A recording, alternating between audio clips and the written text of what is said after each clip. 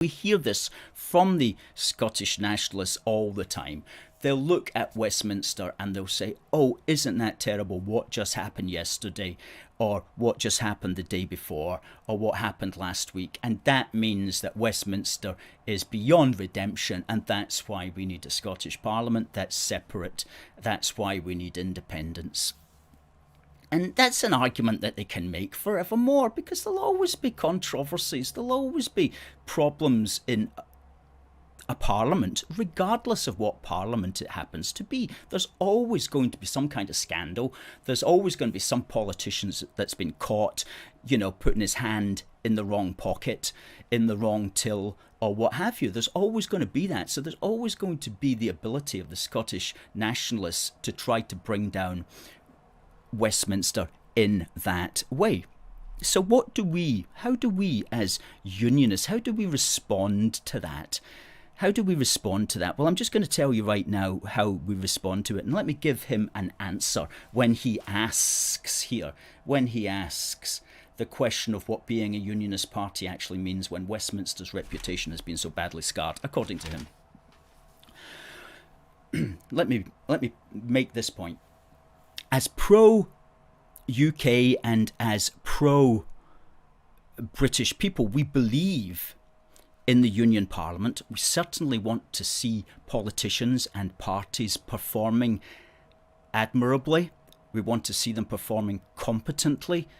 We want to see them performing properly at Westminster at the Union Parliament. Of course, we want to see that, because whatever the party or leader is, it helps to esteem the United Kingdom, not only in its own eyes, but in the eyes of the world. However, here's the critical point.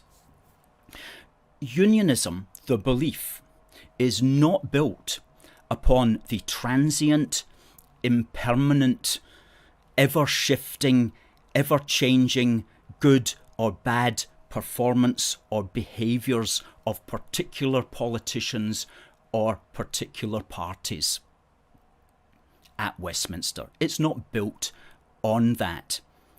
Indeed, if the United Kingdom had to depend for its existence upon the behaviour of particular politicians and particular parties from day to day, then the whole idea of the United Kingdom might have collapsed a long time ago. So certainly we don't have to depend for the United Kingdom's existence upon that. Rather, our unionist, pro-UK, pro-British attitude, our ideology, our philosophy is built on much more permanent things.